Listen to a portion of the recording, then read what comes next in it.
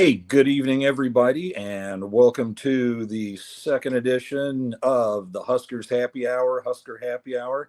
And after the Illinois game, we were drinking like it was happy hour, but we weren't happy at all, were we? I can answer that for you. No, we were goddamn not.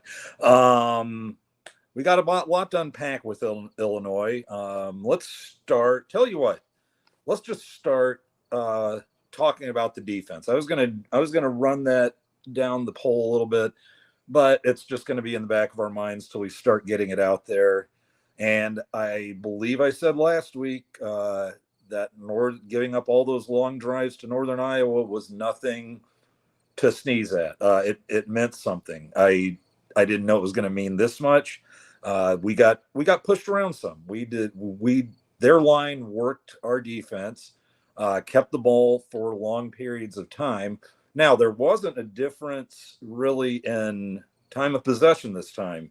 Feels like there was, but there wasn't because I think we dominated early on, and then they dominated big time in the fourth quarter, and it ended up about even for the game, and it was a game that went to overtime, so as well it should, but it doesn't mean things improved on defense. We did not get a single three and out all night, and yes, we got recovered two fumbles, but in both cases, I think they'd already gotten first down they'd just gotten a first down on the play on one, and then the ball got punched loose. And then I think it happened again. They got a first down, and then we got a fumble. So technically, they were moving the ball even when we got the fumble. So it wasn't like we shut them down there at all. Not good. They held on to the ball for a long time, and I had something in the back of my head, so I went and charted it. The rushing, and then I did ours side by side since sacks count as rushing, and I guess we're holding on to the ball and running it just the wrong way. They probably should. I'd rather them do that than subtract it from the passing yards, but that's neither here nor there. Illinois, it didn't start out that way. Illinois was getting us through the air in the first half. They rushed for 5 yards in the first quarter, where we held the ball for a really long drive. And yes, we're going to go down the drive chart. I won't try to do it play by play. I think I did that a little last week, but I like kind of laughing at my emotions at the time of the game because I know how charged they get, and so I'll share some of that with you. Warning, don't let your young children in the room. But anyway, they rushed for 5 yards in the first quarter. They rushed for 32 in the second quarter, rushed for 29 in the third quarter. And then in the fourth quarter, plus overtime, they rushed for 90. They finished with 39 yards or 39 carries for 166 yards and got 90 of those yards in the fourth quarter and then 2 plays in overtime. So that kind of tells you a story about how that game was going physically for us. Now, what we did was we rushed for 38. We actually outrushed them in the first quarter 38-5 and then 79-37 for the first half. So we rushed for 38 first quarter, 41 second quarter. Third quarter, we only rushed for 6, but that's because the pass were there. Raiola was, going up through that point. He'd gone for under 10 yards of completion. He started finding the deep ball in the second half. So we only rushed for 6. And then we rushed for negative 37 yards in the fourth quarter in overtime. And I believe that that negative 37 or negative 38, I think we rushed for in the fourth quarter, and negative 37 were all those sacks in the overtime. And so we finished, thanks to those sacks, with 33 carries for 48 yards, and not great. Altmaier we didn't give up big balls to him. Well, the first, there's a deep pass for that first touchdown, 20 something yards, but he was 21 of 27 for 215. 4 touchdowns, no interceptions. It's crazy enough, we still won the turnover battle 2-0, which is maybe the reason maybe that's why it felt that the score was worse than it was, is because we're used to losing that battle 3-1, so it felt like we probably should have lost by 17 points. Raiola had a great night, 24-35, 297 yards, 3 touchdowns, and a pick. The pass, I think a lot of people are remembering, is when he had Luke Lindenmeyer wide open in the end zone, threw at him and then just outstretched him. I heard a couple pretty good theories on that. One, he's always looking, if you're going to make a mistake, make it a ball they can't catch. Maybe he overdid that. Someone else suggested he's used to throwing crossing patterns to really fast wide receivers, not slow walk-on tight ends, and maybe just let him a little too far. Now, what Matt Rule said, actually, it doesn't make it a touchdown, but Matt Rule, when asked about it, said it was originally supposed to be a dump to the fullback, and he happened to look downfield, see Lindenmeyer wide open, and take a shot at him. And he said, that's like another case of that being a third or fourth check down, but he spots it right away and goes for it. And Rule was saying he's like, I support that throw all day. It's just that's something you really can't teach a guy to pick up on that quick if that's not your first option. So that's just incredible. He can find him that fast, get that pass off, and he says I'd tell him to throw it every time. So yeah, that one hurt. But then again, what was that, 3rd and 2? So some people are going, oh my God, why are we throwing at the end zone? Well, let's say we go on 3rd and 2 and get stuffed, and then now we've got a decision, 4th and 1, kick the field goal or go for it. Maybe we're getting crapped on for not taking that chance. So who knows? I didn't have that big of a problem. That play and not going, ends up missing the field goal after that. That play is not what lost us the game. That's an example of what could have been. Someone else suggested, hey, just treat that as 2-down territory. Take 2 plays to get 2 yards if needed. There's only 3-something left on the clock, and maybe you can control that clock, run it down some, and then give them the ball back, needing to score with way less time.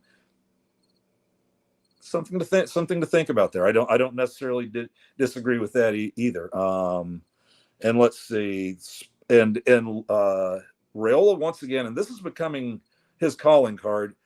24 completions spread out to 8 receivers, and this is the 4th straight game where he's gone to multiple receivers. Like I think the lowest maybe he's had is 6. I didn't go and check that down, but that's been in my head, is that here's a kid who's spreading the wealth around and keeping everybody happy. And then, as I'm sure will come up at times, the referees, the penalties were in a physical game with a lot of crappy stuff both ways. It really looked as if only one team was being checked for it. 3 penalties for 20 yards on Illinois, which is just a farce. I'm sorry. I know a lot of people, it's ingrained, and it's not a bad thing for kids, who are playing sports. You have to overcome it. You have to overcome the rest. You can't do anything about it. Just keep playing. It'll work itself out. Well, we're in about 10 or 11 years of this shit, and it's not working itself out. And I'm not trying to sound like somebody going, oh, and so many agree with me, but I do have a good friend who's ref stuff. He's not a rah-rah Husker guy. He's refed multiple sports, from little kids up through college, just refed everything under the sun. And he's told me, he watches the Huskers, and he says, I've just never in refereeing seen anything like this, where one team just catches the crap end of game after game after game, especially in the conference. He says it just seems to me to be the conference games. I know people are getting irritated the first couple games, or the Illinois game, somewhat the North Iowa game. But yeah, here we go. First conference game, and they injected themselves again. Not every flag was obviously a horrible call. The face masking was ridiculous. And then I'd say, the TD or interception, I'm landing 100% on it's a touchdown, not necessarily because I'm sure it's a touchdown, but because that was the call on the field, and I just can't be convinced watching it multiple times that you can tell me that that he fully had it. I get it. He's got to go through the catch in the end zone, but there's a good chance that ball hit the ground. And looking at it again, I can convince myself that it never hit the ground. And if that's in play, if that's, you've got to say it's not a touchdown. Well, you can't give him an interception if you're not sure if that ball hit the ground or not. So that's where I disagreed with that. I know others land on the other side.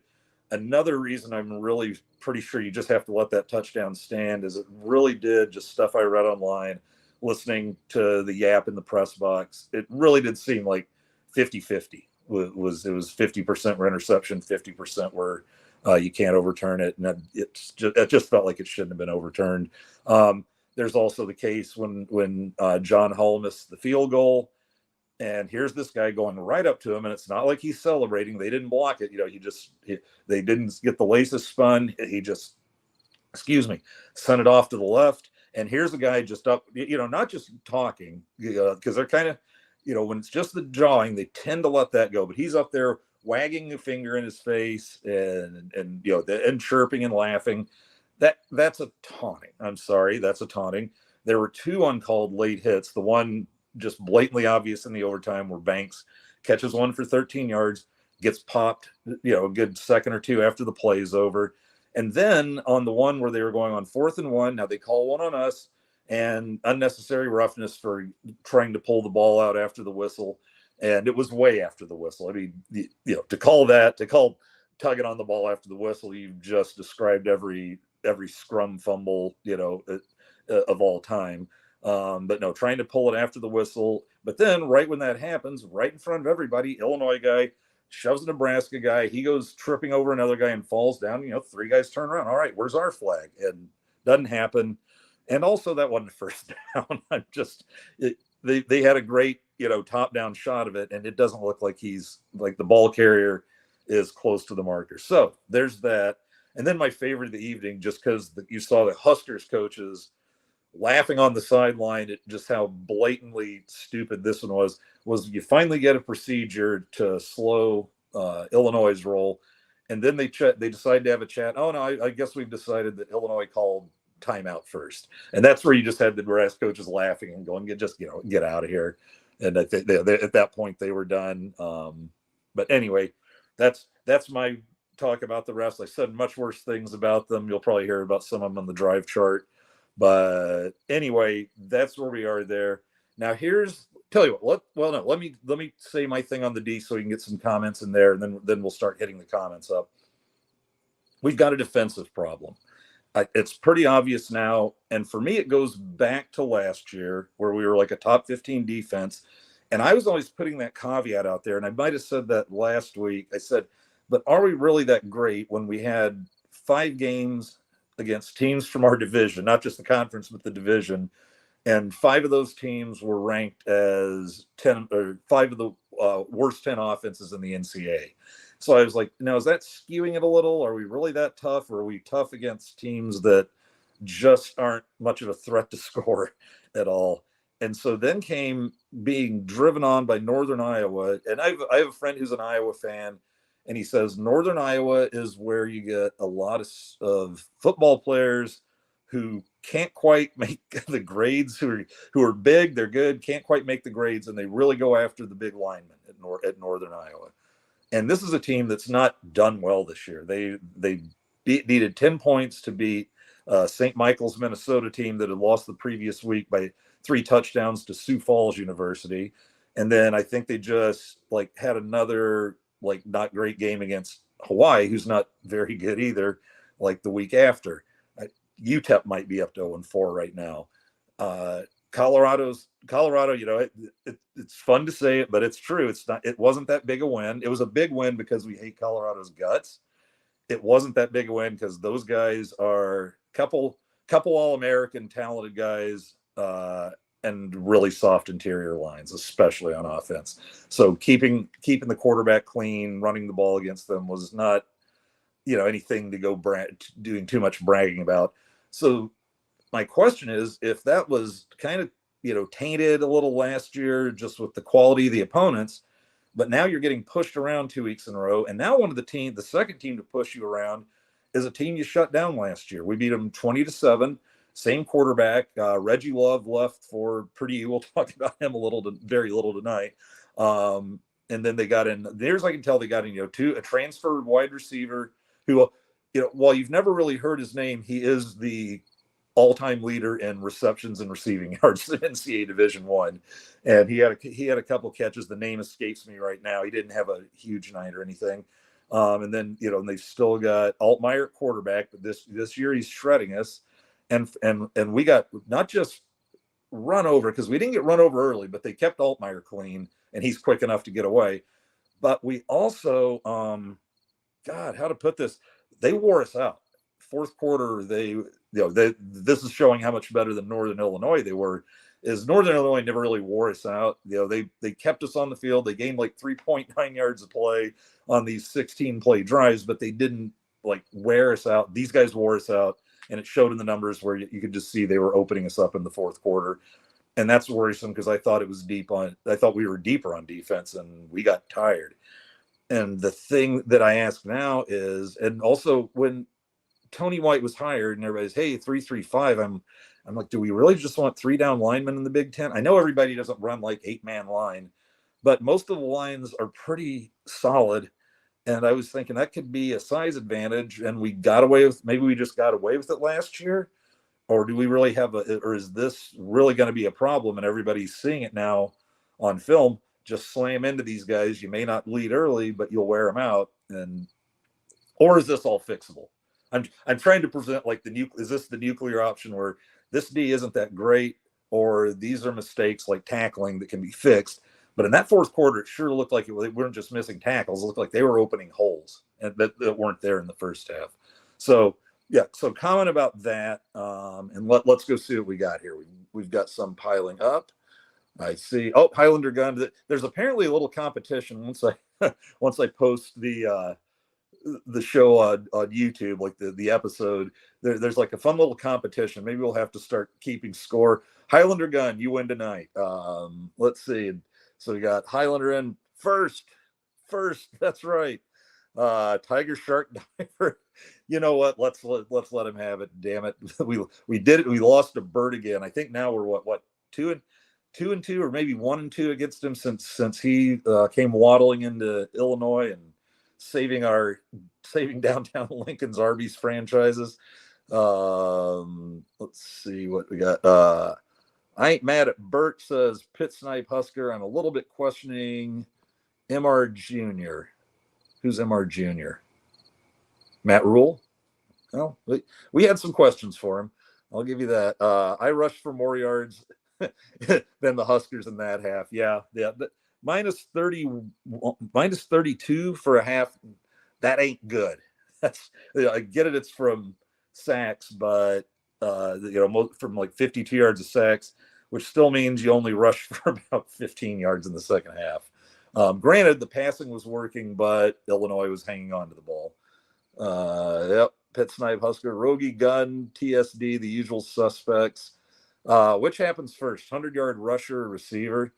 I feel like that's a gimme. That's one of those lobs where you're going to bash into that, being that we had 2 receivers within spitting distance of 100 in that game. I believe Banks ended up with 94, and Nayor had 90. And those 2 touchdowns. And Nayor, if we get to keep that touchdown, is probably at about 120 or something like that, 130. Yeah, that garbage, absolute garbage. But yes, 100-yard receiver.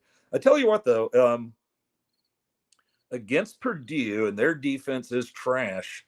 Maybe I shouldn't say that so quickly, because Dowdle had a decent night, 20 carries, 72 yards, hard yards. He hits the hole with a purpose. I can see why he pushed his way to the front of the line. I'm not sure. The one thing that's kind of getting me irritated, just because I'm disagreeing with coaches and offensive coordinators doesn't mean fire everyone. But I'm getting Wandale Robinson vibes when we keep sending Ramir Johnson up the middle, and it just seems, I don't know what you're trying to prove by doing it. Occasionally you do it just because they don't expect it, but I think he's the guy you're trying to get on the corner. I believe he was like a 200-meter high school champion in sprints. I just don't want him slammed up the middle. James Boardman, damn you. The calls were missed against both teams. Officiating has been ass nationwide. I didn't see a lot of calls. It just sure didn't seem like they missed any on Nebraska, and then they threw in a few. And yeah, 89 yards. They didn't miss us doing too much. They didn't call Illinois for jack shit. So I love James. I've met James twice, but gonna agree to disagree with you here. I do agree. Yes, officiating has been ass. There's probably a whole another discussion. Not time to have it here, but there's just so much money in it now for everybody. Let's just leave it at that for now, because it's not saying that's scandalous nationwide, but holy God, yeah, it's not great. It's not great. Yeah, if it wasn't a touchdown, it was incomplete. No way it gets overturned to a pick. Charles Hullett, damn right. Yeah, Snipe Husker, incomplete, 50-50 doesn't even come into play. Yeah, Satterfield, here we go. Satterfield said Lindenmeyer should have taken his route a little more shallow. Also said Lindenmeyer got open so fast, he just kind of booked it, making Dillon react quickly to throw it. That could be true. I think there was a lot going. I like hearing that. I think there was a lot going on that play. And it's not, but like I said, that's not the play that lost the night. We still had to not get the laces turned around on the field goal. Somebody else suggested that it was more of the snap. I didn't watch that one over and over. That's one where I just kind of took people at their word. I think what was genuinely agreed is it wasn't Hull's fault. So we're on your side, buddy. By the way, we've got a PA guy in the press box, and there's times where I wonder what he's watching, because he said an Alvano out there to kick the field goal, and that was the talk of the pregame, that Alvano's questionable, which I took to mean out, because I think if your kicker's questionable, it has something to do with something that'll affect his kicking, and you're not going to send him out there questionable. I think that's just the way of going, well, if he tells us it goes away in warm-ups, then he'll play, but otherwise, no fucking way. Yeah, agreed. The freshman quarterback leading our slowest tight end was probably a factor. And yeah, and I said that as well, that somebody had suggested, hey, he's been throwing to pretty quick guys. Probably the slowest guy he throws to is Fedoni, and Fedone can move for a big boy. So yeah, that might have had something to do with it. Just, hey, here's where I normally put it. Lets it go. And I put this in my article yesterday, like Dylan's quote, Raiola is just absolutely owning it. He's like, it's 100% on me. I've got to make that pass. I've got to do better, because he goes, the defense got a bad rap and they didn't play that badly. And well, Dylan, they weren't great, but this is why I think you have the offense and the defense really sticking up for each other publicly. Like, I've never really heard, like, going out of their way, because a lot of times those are kind of two different rooms that don't connect a lot, and it looks like these guys are damn sure playing for each other, like just going out of their way. The defense busted their ass. We've got to put points on the board. I think it was Marcus Buford Jr. said, hey, if they score 24 points, and we lose, that's our fault. That should be enough to win. And it was a bright spot I took out of the loss, because that's it's one of those things I noticed that then really stuck out to me, because they interviewed. I didn't know this. This is press box life. I'm not going down there because I want to get the recap out as quickly as possible and up on our site. But people who are doing the interviews are running out like midway through the fourth quarter, because they happen about no later than 10 minutes after that game ends. They go in. Rule goes out. Everybody else is like been being told to go get your pads off, and then boom, boom, boom, and they're in one after another, and it's happening right away. So when you see these guys getting interviewed after a game, the emotions are still pretty raw. So I'm sure they tell them, hey, don't say anything stupid. I'm sure they've been coached up, but we've all seen guys go out there and you just can't. Sometimes it's just that tough to keep in that close to the end of the game. I mean, how many coaches, being interviewed in the middle of the game at halftime, coming off the field, where you see them, they're not even trying to hide how pissed off they are. They have to talk to a reporter. So that was one cool thing. Anyway, yeah, Bielema is starting to look like Mark Mangino. I don't know if he's quite there, but he tends to. I think he's one that likes to diet, but is just doing the thing where he can't stick with it because he's thinned up a little, and then he's 50 pounds heavier than before. I don't know, Bert. You keep beating us, so we're going to keep calling you fat. We're the low hanging fruit. We're the bottom thing on the totem pole. Bad mojo for the Huskers when they hate on the fat man. Pitt Snipe Husker. Well, I feel like at this point, big flipping deal. There's so much curse and bad mojo and horrible luck and dirty referees around us that I don't feel like telling Bert to go kiss our grits is going to get us in any more trouble. See, I still got a burr up my ass about Bert is the Wisconsin game with the Kenny Bell block, where anybody can go see it and see it's just clean as hell. Your boy wasn't looking. I even got a friend of mine who we never can really make each other change our opinions. I was like, watch that thing, watch it in fast motion, watch it in slow motion.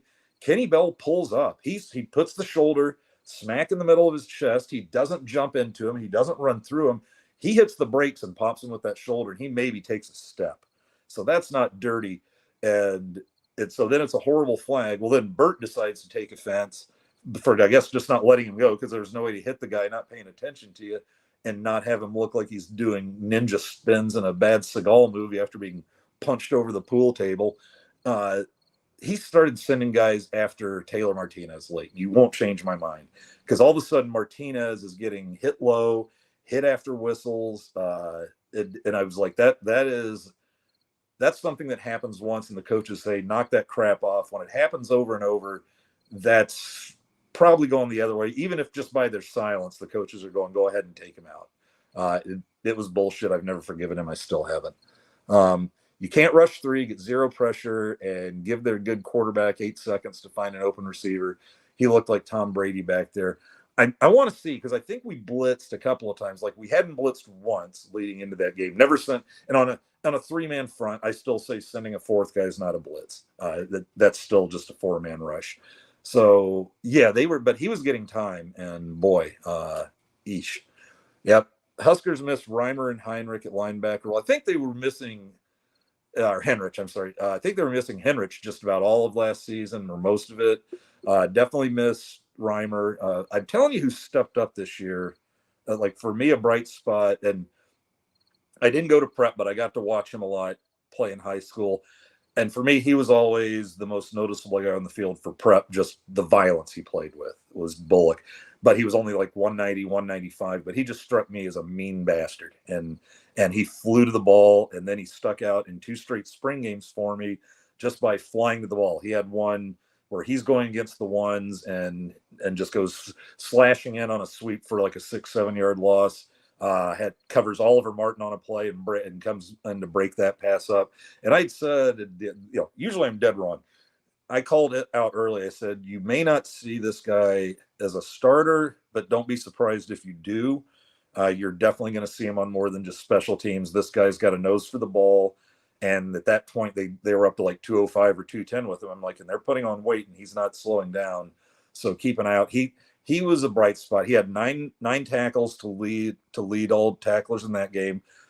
Forced the fumble, broke up a pass, had a tackle for a loss, and I believe a quarterback sack. And they might count as the same thing. But he was a bright spot, and he's helping make up for those guys. I'm going back to that 3-3-5 thing though, man. Are we just too small up front with that formation? Because we've got 2 300-pounders. Then the next guy on the 3 is like 250. And then after that, you're talking, the Jack who's 240, 250. And do we need a 4-man line that's a little bigger? I'm 4-3-3 forever. I just think an attacking 4-3. It's what we stole from Miami. And when I say stole, everybody does that. But Charlie McBride, we were running like a 3-5 or a 5-2, whatever you wanted, a 3-4 or a 5-2, whatever you wanted to call it. And then he went to Miami because coaches will teach their stuff to other coaches, and was kind of like, all right, tired of getting beat by it. How does it work? And we stole that Miami thing where they want 4-3, always attacking, fast, really fast defensive ends. Miami had a thing where they'd recruit high school linebackers and make them defensive ends, and recruit high school safeties and make them linebackers, put weight on them so they had that speed. Are we too small? I don't know. Time will tell. I'm not fire Tony White, change the formation now. It might be fixable. I'm curious. If I was a coach, I'd have a better answer for you, or a football coach. Altmaier had a great game. Good Lord. Yeah, it's just, he was ineffective last year, and I guess he didn't have time last year. This year he did. Say what you will. Yeah, 3-3-5. We got talented beef for the front 3. Is that viable or sustainable? That's my question. Because our front 3, that's That's where I think you get your 3 and outs. You shut down the run. You shut down the run on early downs and force them into 3rd and long.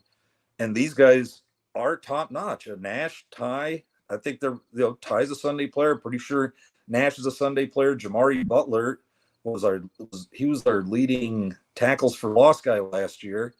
Uh, are we making a mistake asking linebackers or the rover part of the 5 to go up against linemen?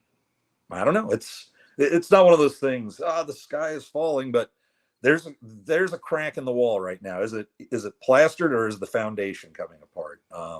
That these are just questions to ask. Let's see. One game versus a whole last season. The defense has shown they are good through 0. They just had a bad game, except it's not one game. It's 2 games. It's 2 games, and the first 2 they're fine, but like I said, terrible team, terrible offensive line of Colorado's. If Shedeur Sanders gets time, that could be a different game. He did not have any time. But I'm just saying that the North Iowa game, and that's what people said. It's only 3 points. They only gave up 3 points. And I'm like, I know it's fine. We won the game. Hey, covered for people that had minus 30.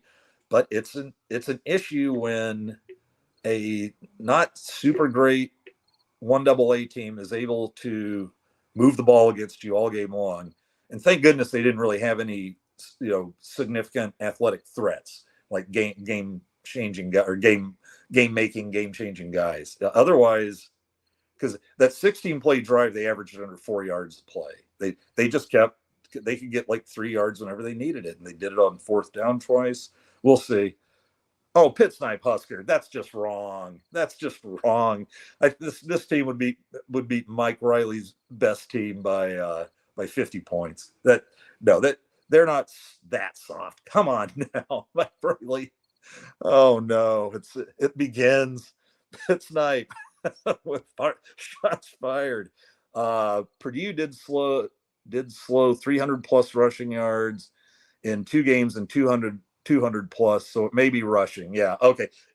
I believe Justin's answering the question. What are we going to have? And I think he's saying did allow 300 plus, and yeah, their defense is trash. That's why I kind of hit reverse on that, and maybe Nair had 121 against UTEP, so I guess I assumed he was just talking from this point out. Oh, and Pit Snipe. We're all friends again. Yeah, agreed. Ramir not up the middle. Unlike your example, Ramir is done this year. Yeah. Wandale wasn't. I'm not saying like Ramir is going to transfer. I'm just saying I don't want to run the little guys up the middle. It's like to me, it's always been like the round block in the square hole, that sort of thing. And Frost just really did that to death. I don't mind do it occasionally. Like, hey, do a little like delayed draw or counter up the middle with them, but just running your little guy up the middle, do it. I mean, and I know Ramir's probably pushing 200 now, but come on, stop it. What do you think about the defense using cover 4? They're gonna air it out. Go right ahead, I guess. Here we go. Fedone only has 8 receptions for 78 yards.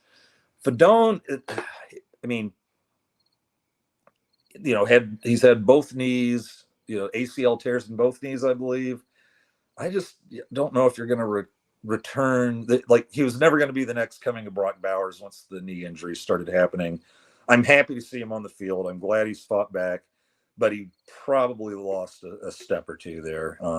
And I don't know. They hit him with a nice pass play Saturday. I think had the one down to the 1 yard line or 2 yard line, 20 something yards. He can still find his way to get open. But yeah, it's funny to think that he was, I think, either the number 2 or 3 ranked tight end nationally behind Brock Bowers out of that recruiting class. And yeah, man, I don't know. I just don't think we're going to see the all Big Ten, maybe all American we were envisioning when he was recruited through no fault of his own other than getting hurt. He busts his ass. He's known as a workout warrior, and he gives that 110% all the time. And I like his blocking, man. You get 250 pounds pissed off, opening a hole. He's good for that. But let's see. Here we go. Pit Snipe. I ain't sure whether we are underusing Fedone or overusing him. The rest of the tight end depth chart ain't half bad. No Carter Nelson against Illinois. And he's one when you put him in that slot, he's more than large enough and has the speed. I was kind of, especially after he led receivers against Northern Iowa. I get it's Northern Iowa, but he was in there from the beginning. He had one of the first touchdowns. It wasn't, garbage time or anything. So I was, wondering where he was. Anyway, I'm sure we haven't seen the last of him. Don't worry. Fedone had a couple of catches behind the line of scrimmage, gets tackled for a loss. Yeah. I just don't know if he's the one you want to be throwing the bubble screens to. Although, I guess I'm thinking of the spring game. So, we'll forget that. James Boardman. Bert loses 1 pound and celebrates the weight loss by eating a 5-pound sheet cake. But only after a big Montana. Come on, James. He gets his protein first. We all know the high fructose corn syrup came from that is currently where the high fructose corn syrup came from that is currently residing in Bert's belly. Man, we're on a Bielema roll. Fred Sack goes in. Bielema doesn't sweat so much as he produces a brine. Froggy, whoa, I'm about to lose my camera. Okay, hold on here. Propel. Back to the comments. Give me just a sec. There we go. Yeah. Yes, worst call of all time. Hey, you could say that about several of them. I'm not even going to try and figure which one. Ninja Spins in a bad Seagal movie. You're welcome. I'm here for all of you. Hey, the first 3 Seagal movies were fantastic. Was it Above the Law, Marked for Death, and was it Hard to Kill? Oh no, it was the one. I'm gonna take you to the blood bank. Those three were solid action movies. Now he weighs like 280 and guys just run at him and then do flips and he acts like he hit him. Yeah, Bert's got so much gut syrup he's getting federal subsidies. Remember when Chris Borland body slammed Martinez in that game? Yes, I do. And it wasn't flagged. Shocker. Different DB coaches making a difference, I think. It's tough once you get picked apart by Altmaier.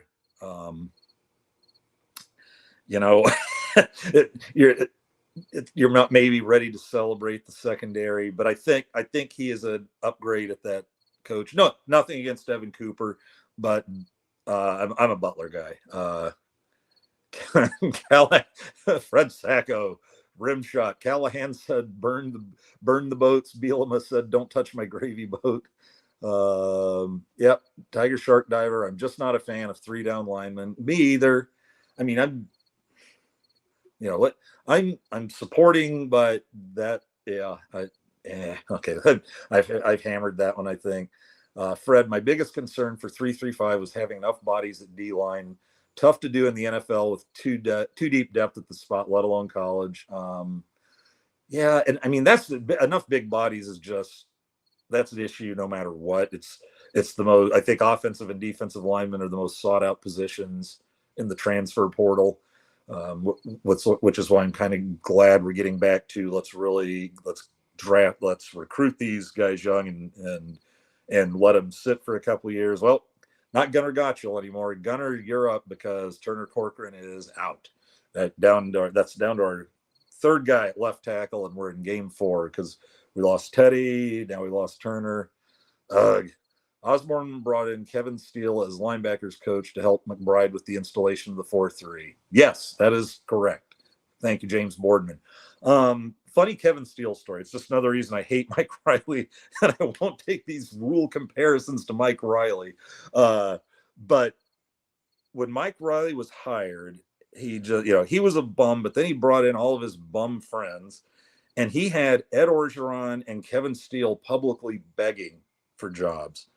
I mean, Ed Orgeron and Kevin Steele, and say what you will about Ed Orgeron, the guy can coach some football and the guy can recruit. And he said, nah, I'm going to give you a bunch of these guys that are just milquetoast. I'm still bitter. Tony White didn't or couldn't make the adjustments that were necessary. Why? Lack of recognition or lack of player adaptability. I mean, this is a lot of the same guys are back, and we seem to be taking a little step back, especially on the power side of things. And because everybody's like, hey, this takes time, this takes time, one loss won't kill you. This is a good Illinois team. This is a flip, though. This is a team we handled 20-7 last year. Didn't allow them to go really anywhere on offense. I think Altmaier had one deep ball in the fourth quarter. We're in the fourth quarter trying to give them the game, and they wouldn't take it. Harburg's in there, and he's starting to get. He's getting away from running hard Harburg to pulling up Harburg and getting creamed. And then we started off for the second straight year. They walked down the field on us. This time they scored. Remember last year they walked down to about the half-yard line, got stuffed.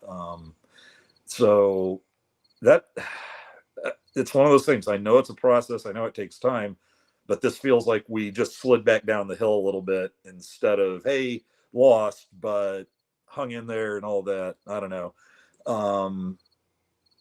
Probably let me look at a few more, and then I'll probably move on to my next thing here. Yeah, exactly. With 3 down linemen, I really think that's where you need 3 in the 300 range, not 2 300s and 1 250 guy. As good as Butler is, yeah, your 2 300 guys and your 250 guy aren't stopping that 5-man line when they bring the run, and you're throwing in more like linebacker size guys. Tiger Shark Diver, we need to recruit over in Iowa City. They got some 300-pound monsters at cheerleader right here. Mike Riley. Where did Mike Riley win any championships? Can't answer that somewhere. But as an assistant, because at Oregon State, like the best he did was like 9 wins, and then we hired him after that. After 9 wins was about 5 years in his rearview mirror. Rule didn't win Big 12, did he? I just remember he went to the Sugar Bowl that year and lost a tight one to Georgia. Let's see. I regret that Ramirez done after this year. Okay, gotcha. Iowa cheerleaders use more latex than a P. Diddy house party. Oh my God. Yeah. Is Ramirez collecting Social Security yet? Yeah, I really wish he was like Heisman level type stuff, because if he's like 24 and has a big year, then everybody's calling him out like they did Stetson Bennett after winning like his 4th straight college football playoff MVP in 2 years. And he's 25. This is crap. It's like, he's 190 pounds. Relax. Throw Fedone body balls. He wins. His hands and strength are great. Speed and agility. Yeah, it's just not there, and we never really got to see it. He was under the knife twice before we ever got to see him. I'm happy to see him out there. He's obviously big, strong dude. He gets his share of catches. I'm just not sure we're going to see him pull down 7 catches for 110 yards anytime soon. Let's see what happened to the run game against Illinois. Started off okay, not great, but at halftime, it looked like we were headed for 150 yards. And I think there were a few people that said, hey, if we can get to 150 yards on the ground and Dylan does his thing in the air, then we probably have a pretty good game. And when we were up 10-7, it looked like we were kicked that field goal, came back from the early touchdown. We're getting the ball back. We had like an 8-9 minute drive, something like that in the first quarter. It felt like, hey, here we come. Mazkua is missing. I really hope whatever non-football issues there are resolved by this weekend. We really need him back. This is Brett Bielema humor night. Get your Burt jokes out of your systems, because we're done with them till next year. Bielema roll a croissant stuffed with Crisco and regret. Yeah, his Crisco and our regret. Under Siege. Now that's another great movie. That's not the one I was thinking of. That was an actual big budget, big studio. That was his big budget, big studio hit. Just fantastic movie. One of Tommy Lee Jones's greatest performances. A psychotic yet brilliant ex special forces guy taking over a battleship. I loved it. Let's see. Yeah, Seagal sits through his own action movies. He does now. Now he just kind of stands there. There was a really good one with him, and Tom Arnold was in it again, and it was having a True Lies moment, because True Lies is where Tom Arnold just came out of absolute nowhere. He was Roseanne's husband, who they dragged on Roseanne, and what are you doing with this idiot? And then he comes into True Lies and just steals every scene he's in, like the Bill Paxton way, who was also in True Lies. And I can't remember what that movie was called, but he was in it. There was a rapper in it, and Tom Arnold becomes like Seagal's best friend in anger management classes and just starts killing it again. That one didn't quite make it to the theaters, I'm thinking. Let's see. I think we had some more Burt jokes, and Highlander asked, does the Crisco have powdered sugar in it, Fred? Highlander gun, you're goddamn right.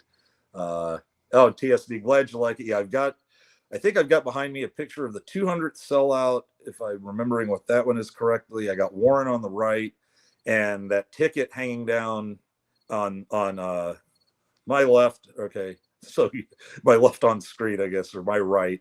That ticket is from the Fiesta Bowl, the '96 Fiesta Bowl.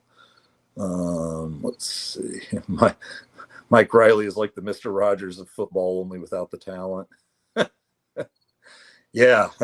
Yes, I figured somebody to remember that. Those guys were in the papers. Orgeron was available. Steele was available. Nah, I don't want them. They might yell at guys. We can't have that. How about some more creativity on offense? Black 41 flash reverse, hook and ladder. Carl Pierce.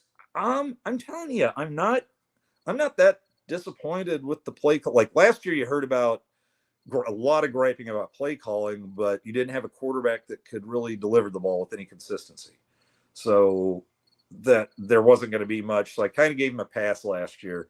This year, I'm kind of happy with the play calling. Our problem is not our offense. We'll tell you what. Let's see. I'm going to try and get to the bottom here. Yeah, Tiger. She agrees with Tiger Shark Diver. If this keeps up, Tony White might not be leaving so fast after all. That was in my game recap that Tony White for head coach. You're going to see that cool for a bit, and to have a good year, we want that to heat back up. We're in the world now that if our defensive coordinator has everybody, hey, this guy's a head coach and going after him and trying to find him that right first job, that means you're not going to have Charlie McBride around for 23s anymore, but that means your guy's going to leave the place a lot better. He left the place a lot better than he found it. Yeah, that many agrees. That was my thought 5 minutes after the game was over. Says we did run Black 41 flash reverse. Did we? I don't think we've thrown to Dylan yet. I don't know if we're going to see Dylan going deep, man. Or did we do? No, we threw to Harburg though when he came in. Have to. I'm not disagreeing with you, Justin. I'm just not remembering. I'm going to call all the, at least for now, the. Oh, yeah. Okay. There's the Riley Championships. That's it. CFL and one of those weird. I'm talking college. You know. Let's put it this way: Matt Rule still got hired in the NFL and in college several times in the last, like recently, and that's all. That's the only thing anybody will hire Riley for now is XFL and whatever. Well, at least we don't need to worry about that anymore. Sorry, chopping up here. I was counting the CFL cups. That's fair. Only we're not. Miami has a tight end that's in his 9th year. Yeah, I don't know if it was not. Is it 9? Because I thought the max you could get to with the COVID was 7. Because you could do a red shirt, a medical red shirt, a COVID, and then have your 4 years. I don't know unless he might have played lower divisions and they didn't count those. I don't know. 9 sounds right. I can't make the math work. If you got the answer, pop it up there later. Who's the oldest player on our team? Bashini, probably Ramir. Ramir's in year 6. And aren't Ty and Nash in year 6 as well? Maybe. Yeah, Mike Riley is the definition of a 1A of Canadian football. It feels like we went backwards because fans got too hyped over going 3-0 against subpar teams and believing that we are back BS and not realizing that we are still mid-rebuild. And that's the thing. Again, with this. Last year, it was we got to 5-3, 4-3 or 5-3, and everybody's laying out the path to win the Big 12 West and go play in the last title game. Thank God we didn't. With that quarterbacking, and everybody hurt, and freshman wide receivers. But yeah, everybody was doing that this year before the season even starts, and then it just gains steam. It's the, hey, we're going to be 7-0 when we play Ohio State. I'm just going, I just don't see that coming. It's like, let's play a Big Ten team or two first. That'll tell us where we are. I mean, I just expected to be Colorado. Was I worried that maybe they start flinging it around, beat us with some bombs? Yes, that was, but it wasn't like a legitimate fear. I felt that was just like my PTSD Nebraska fear. But 7-0, come on, man. And now it's like, now we can get back to win 6 games. Get, not just for the year, although I'd take it, but get to that 6th win. I'd like to get to 8 if possible, because next year's schedule tightens up. This is the year to make a move. Next year's is the first year that Matt Rule's going to be on hot seat watch if things aren't to where we're still improving. Because this year to next year, we could have the same record next year, and next year could be a big improvement. It toughens up a little. Ty Robinson, Ramir, Bushini. I'd throw maybe Nash in there, because I thought, or maybe Nash just could have left after his fourth year, but he's playing his 5th. I don't know. But yeah, my guess would be Ramir or Ty. The German kid, what are we getting him in at 25 years old? Mike Riley is the old Gil from The Simpsons of college football coaches. Yep. Oh, Minnie says she thinks he's 24. Okay, wow. I was kidding. There we go. The movie night reviews will be back in the summer. I can't do that and football. But Tiger, I miss him too. Those are good times. Under Siege is the second worst Navy movie next to Battleship. FFS. Pit Snipe Husker, were you in here during sports movies where somebody was just going ape shit over Battleship? Because I just said Battleship, it's a blast. I mean, it's full of utter crap, but it's like they never get the engines on the Missouri working that fast. It's like, well, no, but it's a movie, and we need them to get working that fast because, well, maybe we're being shaky with our engine science. I feel like we're being shakier with invading aliens. So Under Siege could have used aliens. Have Seagal and Tommy Lee Jones and his mercenaries band together to fight aliens coming in, and then let it rip. Yeah, Fred Sacco, Under Siege, Erica Eleniak. Enough said. Best Navy movie ever. Oh God. All right, let's see. Tell you what, let's Nair needs to sleep, eat with the football. He's interesting because he's dropped a couple he should have had, but he's made a couple amazing catches. He made like I think he made the diving catch. He made that catch with people all over him against UTEP. He did the toe drag touchdown, which I just wanted to kick Burt in his fat ass for wasting time, because it was clear on the replay. One of the neat things about field turf is if that foot's in or not, and you saw that toe like about a foot and a half inside just drag and kick pellets up, so there's no doubt. You see it on the big screen. That's where I saw it. And Bert's like, yeah, I can see it, but I'm going to have him review it because I have a review left. Dick. Let's see. I hate to say this. We might have won the game if Mazkua was in. I don't know. We might have. Here's where I'll give that is overtime, because holy crap, they give up 1 sack prior to overtime, and that was almost a no gain. And then it's just 4 in a row. Like, holy mother, of just him running for his damn life. It looked like those plays in the longest yard when Burt Reynolds came back into the game and they just let everybody come in and kill him. I was like, hey, I thought you liked this kid. What the hell? Yep, Carl Pence, the officiating has been a dumpster fire for 10 years. Is Carter Nelson the youngest? Yeah, he's a solid 18. He might be even 19. He's legit. That pass to Crouch game against Oklahoma was my very first Husker game when I was like 11 years old. That I was at that game, and boy, that was fun. Good call. All right, a couple other things I want to talk about real quick, so we don't keep you guys too far beyond an hour. Let me undo that, and then let me take a sip of delicious Propel. Still haven't got my. This goes back to the movie podcast, but I'm still waiting for my Propel endorsement because I'm really pumping their product to all of you.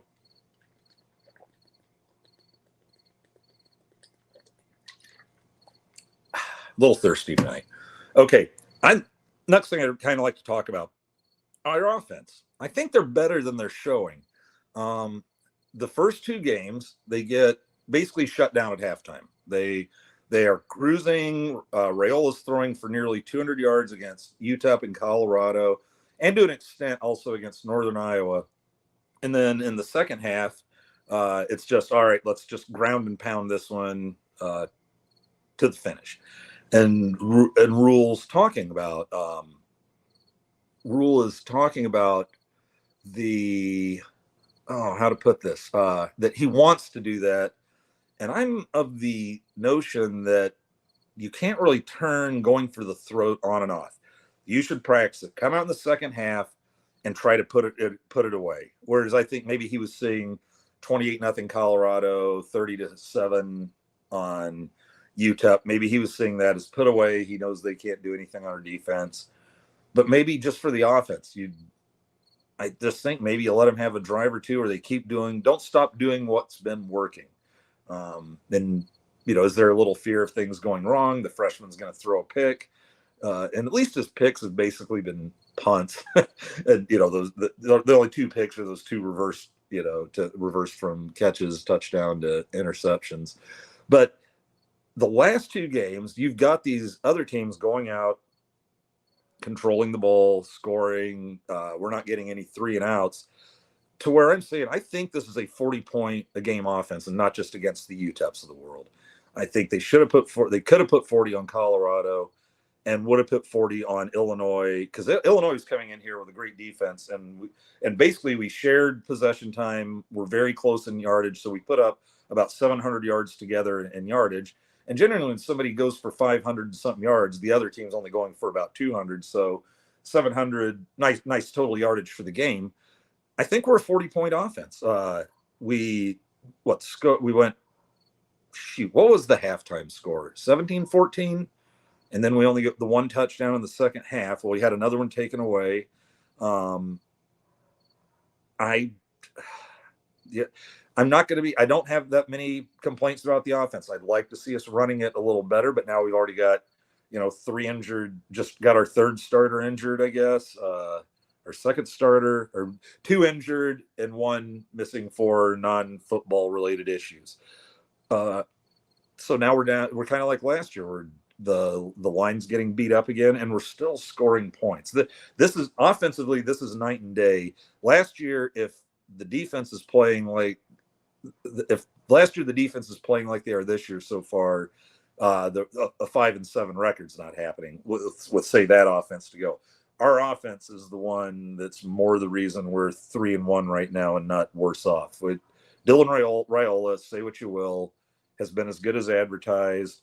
When I was on the Voice of College Football podcast last week, Illinois' guy on that show was saying that he's pretty sure their strategy is to rattle the freshman, get in there, put some hits on him, get him shaken up. He's a freshman; he'll wilt under that kind of pressure, and they didn't really get it on him. Overtime aside, they didn't really get that on him. So I think he is playing like someone much older than his years. It was like even Matt Rule was talking about that Lindenmeyer pass. You don't see a guy pick that up. And he said in press conferences last week that he has gone down to his 5th check like 2 or 3 times this year, which I don't know if any of last year's quarterbacks ever went beyond the 2nd check. It's insane how good this kid is. Let's get caught up with him. Let's get the recruits in that see he's the real deal. And I think you're going to see a change. The changes come. Don't look for year 3, I guess, to be the 10-11 win season that he's always had before. It's just a tougher deal than Temple and the Big 12, which is not quite as physical as the Big 10. All right, I'm babbling about everything at once right now, but tell me what you think about the offense. And one thing is, I'm kind of wondering where we are with the team decision on Mazkua. I'll be curious. I haven't read any of the quotes from today's press conference yet. If that's the case, if I see anything new on Mazkua, maybe I'll just throw a little article up on that or something like that. Let's tell you what. Let's get into the drive chart real quick. If I'm going to get the uncontrollable cursing out of the way. now's the time. I'm just gonna brush down this and see if I can find some of the goofy things I said. I mentioned that first time Nebraska's trailed in the first half this season after they score in the sixth place 78-yard drive. And for the second straight year, as I said, Illinois marches right down the field. Early on, I go, Illinois, the Illini are just dropping one safety. They clearly think they can man up with everybody and cover us. They didn't. He was just short of putting 300 yards on him, and a couple of calls not screwed up, he gets over 300 yards. And he was consistent. I think he put up 156 yards in the first half and 141 in the second half, plus overtime. So the passing, they did let him throw it both halves. But for also the second straight game, or actually they did that against Colorado, I take it back. For the second game against a Power 5 opponent, they really they really had him throwing short routes. And against Colorado, it was short routes and shut him down. And then against Illinois, it was short routes. And then in the second half, okay, let's peel the top off this thing a couple times. Let's see. I'm already getting pissed at the refs. Said dropping one safety, they think they can cover us, and Dillon proves them wrong by hitting Fedone for 17. A 4-yard dump to Dowdle, who's hit late, flag thrown, but quickly picked up, and Big One reffing season is underway. They're locking man-to-man and packing the box, and Dillon hits Banks for 8 yards and a first, then 9 more. With Raiola in a rhythm and Burt not wasting timeouts. Haha, Burt wastes. The man leaves no part of a sandwich behind except lettuce. Illinois fakes an injury, and the crowd isn't having it. Illinois was injury faking all night long, and the crowd knew it because these guys they weren't even trying for bad acting, rolling around a little. The first couple of them went down, the refs walk over, they hopped off, ran off the field, and it was always when they were getting driven on or needed a rest. It was clearly just wanted a little bit of a breather. So let's see.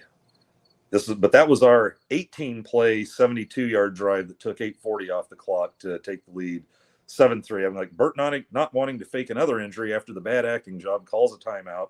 Refs are working overtime to prevent this as blatant pass interference. This drive as blatant PI is ignored.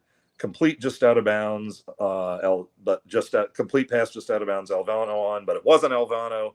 But popped it, and we made it 7-3. So we drove 72 yards and 18 plays for a field goal. That was just Nebraska as hell. Let's see. I'm not flipping out. Okay, now can the D fix it with Illinois' second drive? And I go, I'm not flipping out or sensing doom or anything, but the refs did carve themselves into the 21 game with some sketchy shit, like the 30 yards on Caleb Tanner on hitting the quarterback around the waist after he threw the ball, and they called him for it was a pick, and then they called roughing the passer and hitting below the waist. And so I was like starting to have flashbacks there. And it turns out I should have been sensing doom. So nothing too exciting there or too controversial. Return coverage looking a little shaky. Nothing too bad yet. Return coverage wasn't good that game. That was another hole. It's like, I know Rule said we want to kick it off and make them return it. Doesn't feel like we're coming out ahead in that. Maybe just kick it out of the end zone a bunch and call it good. Let's see. Yeah, I'm getting pissed. Another huge hole in coverage, complete for a first, but ineligible receiver brings it back. The airline I show continues with a short completion. They were doing nothing but throwing in the first half, it felt like. Flag is thrown on the play, offsides NU, and the Illini are relieved of having to earn a first down as the first quarter ends. Yeah, at that point, by the second quarter, I'm just getting pissed. Guys, the defense is getting walked right now. 8-yard run up the gut, but they hold on 2nd and 2. For the second time, the Illini player pops right up and runs off to some salty booze after faking another injury. Altmaier keeps and then strolls through the open plane for 6 yards and a first down. The big shit ass cheating B1G refs pop in you for another 15. At that point, I'm just angry at everything. Ref related it because it's like, hey, we're on track for 200 yards and penalties. Nothing dirty going on here. But then I go, holy fucking shit. Raiola to Nayor, 36-yard TD. Another double catch, but this week it's a TD for now, under review. Should stand. Taken away late, except might have hit the ground. Even my notes there, I'm like, it might have hit the ground. complete, and then a complete and utter fuckery. Called it the one thing it couldn't have been, an interception. We can control our turnovers, but we can't control dirty roughs. this is what I do on my keyboard and not out loud, so I don't get ejected from the press box. Let's see. Altmaier for 17, then 2 plays leave them 3rd and 4. Huskers stop them, but you know who's there with the save. Defensive holding, first down Illini. With over a minute, there's a scramble and no holding calls. Altmaier passes for 9. Yeah, there was one where Altmaier was just running around all night. You know, it looked like 3 guys were doing the Colorado jersey pull, and nothing. Just let him go. Yes. Let's see. Laugh out loud. It's like incomplete on it. Miraculously, no late flag, but it was just 2nd down. I thought it was 3rd down. Laugh out loud. The refs are having a long chat before the 3rd down snap, and a TV timeout is needed. And thank God no one was near the receiver. It's like, what the hell? They just decided they needed a TV timeout, but must have been another injury fake, but then he stayed down. Blah, blah, blah. We got to halftime. And that was Nate. That's right. Nair got the toe drag touchdown right before the half. Two rushes gained only 2 yards, but a 12-yard completion for a first. A swing pass is called back for holding, and the crowd erupts with a sarcastic cheer. Quickly offset with an offside flinch call on Nebraska. This was driving me nuts. I know you're not allowed to go into the neutral zone to try and make them flinch off the ball. Colorado was doing it all night, not a flag, but now I think we've gotten like 3 of them since that game.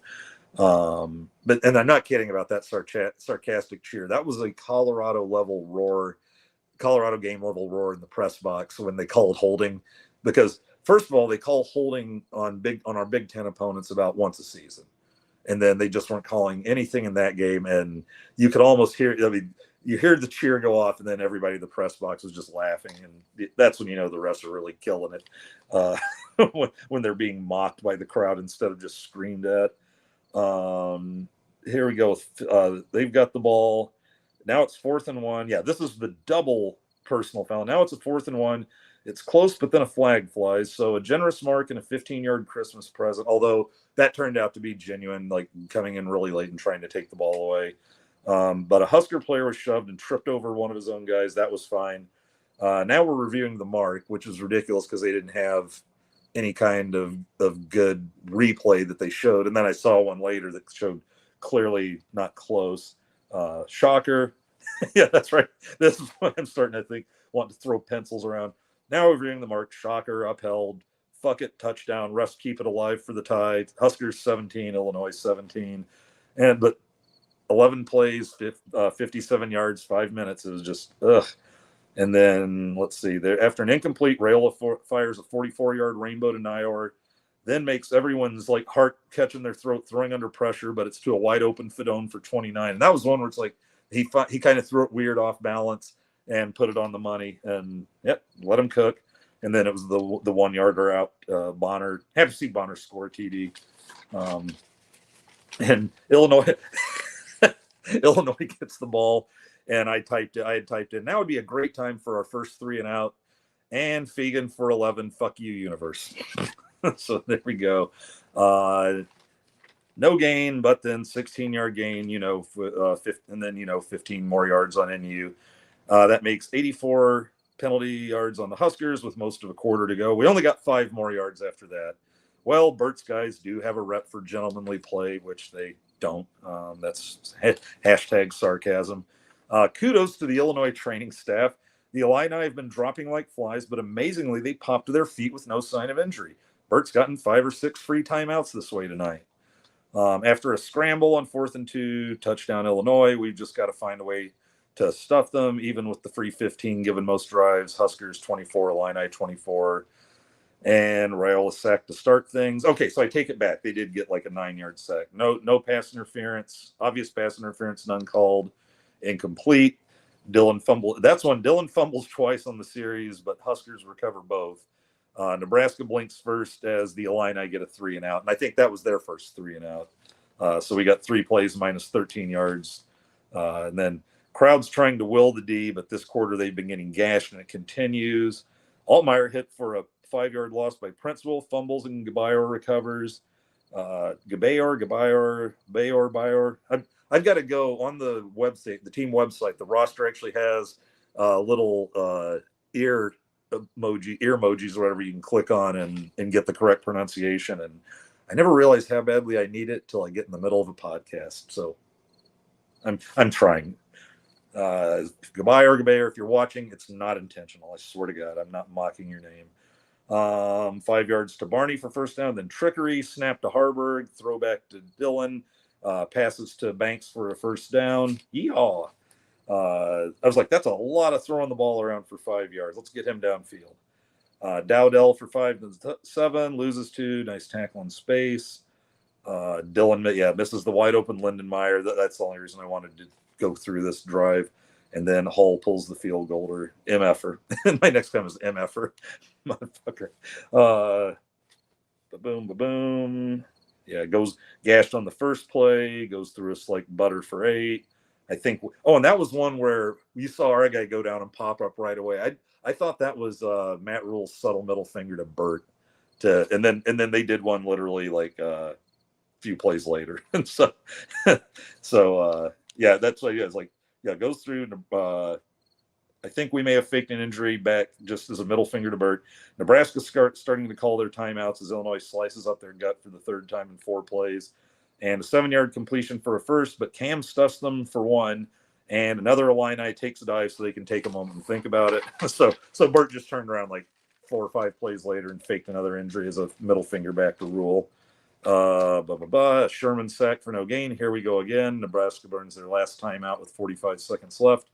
This could be dangerous if they make it. Showing confidence in a unit which has had a tough night, though, might be the right call, which we did, and it was.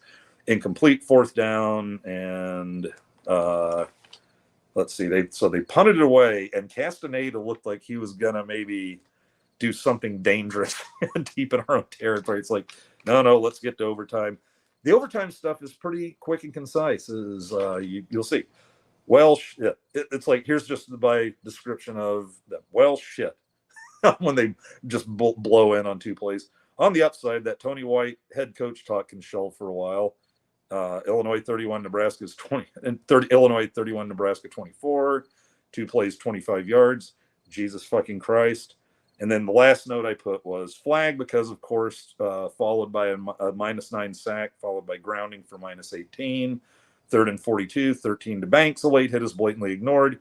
These refs are the dirt of the earth. And there concluded my drive notes.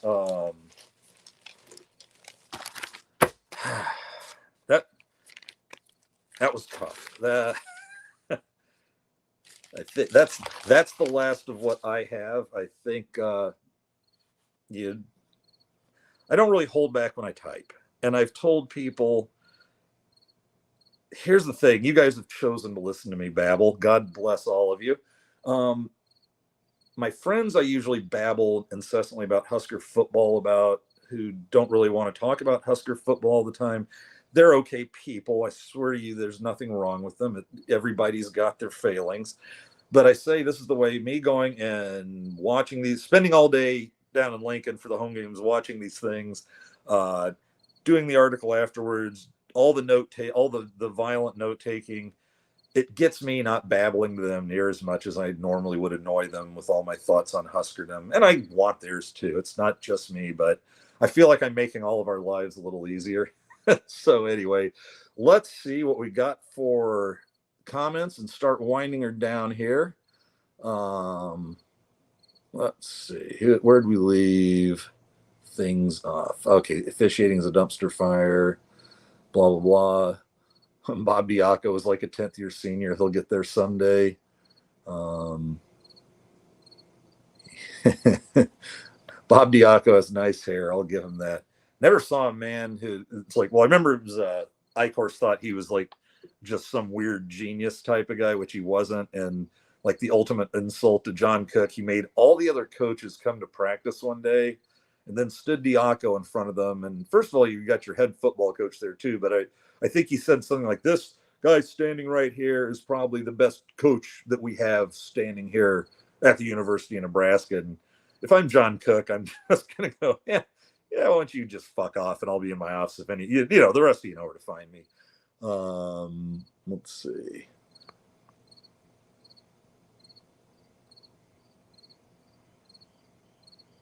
The conservative Husker. I assume that's Greg. Greg messaged me like I'm going to be getting messages in the middle of the show. Maybe I'll take a look. He might be trying to tell me something.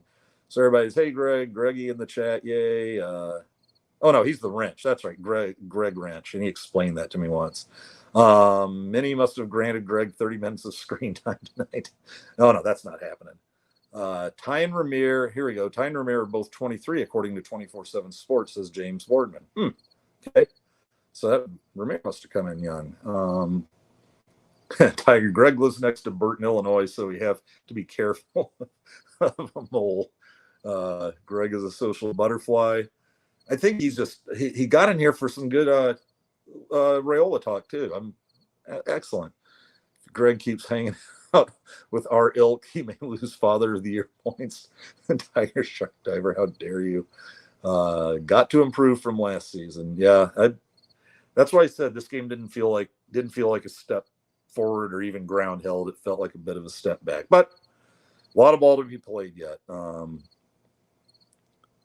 Let's see. Colt Bundy says, I'm from Norfolk, Nebraska, and I got to meet local Battle Creek running back Trent Euler, in person, and he signed a few trading cards for me that I have of him from the Nebraska. Yeah, they made the Nebraska trading cards.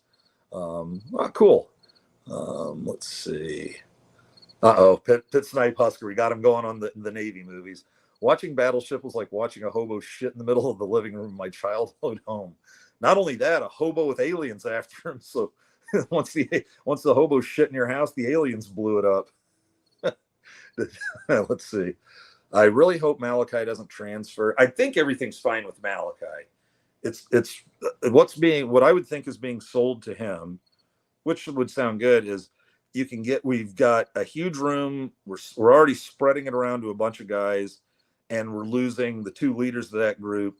Get your 4 games this year plus a bowl game if we finally make a bowl game, and then come back next year and you might see the number of hands you're sharing it with a lot less and get showcased a little more your last 3 years. So I don't think Rule explained himself pretty well on that. I don't think there's an issue of he's going to get pissed and transfer. I would expect that's a talk you have with that player, and then let's say the player doesn't want to do it, and then maybe you go, well, I'm doing it, and I think it's best for you, and I hope you come around, and then he transfers, then it happens. But I like where he's going with this. Let's see. Does anyone know what Coach Osborne thinks of the transfer portal? I don't know. Osborne, he never stuck around really to start seeing those 7-figure and then 8-figure contracts either. And I wouldn't think he'd be the kind of hypocrite that, say, Dabo Swinney, Nick Saban when he left, are being, where they're rolling in $10 million a year salaries, but can't stand the thought of a player wanting $1 million a year. What the hell? Yeah, Nick Saban. It's like, these guys are just saying I need more money. Well, tell you what, Nick, let's go the next step. Let them have agents, and then you won't hear them bug you about money or bug anybody about money. They should be bugging you about money anyway. That's not your job. But yeah, it's just the hypocrisy of it all. And these guys can jump and leave. I mean, hey, Nick, didn't you? Well, this is more Dabo, because he still wants the days of, you've got to sit out a year if you transfer, and I get to give you the list of schools you're not allowed to go to, and that bullshit. And so, like, the transfer portal would be a thing. I don't know that Osborne would be that opposed to it, but here's the thing: I don't care. Who cares what the coach thinks?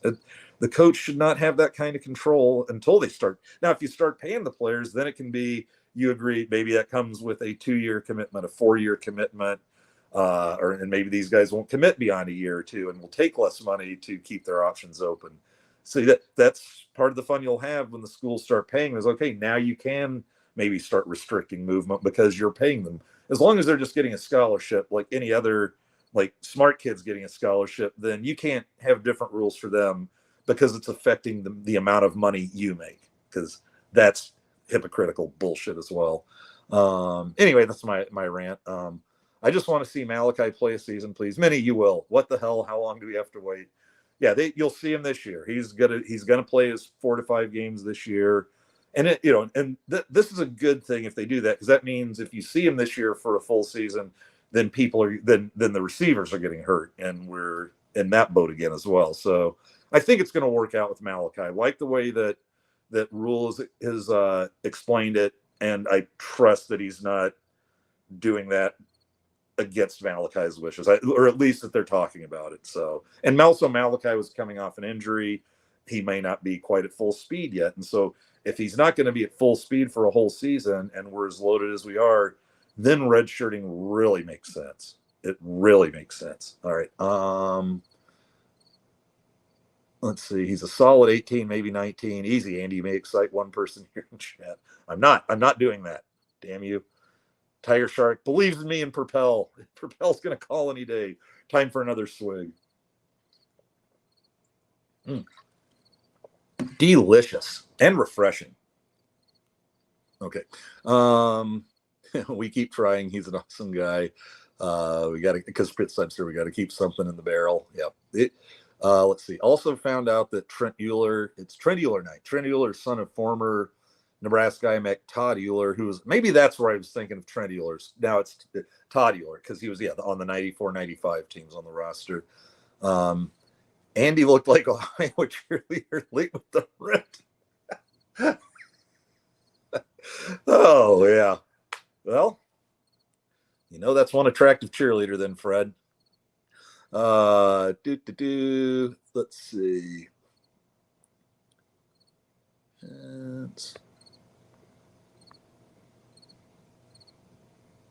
Oh no, I'm not reading that.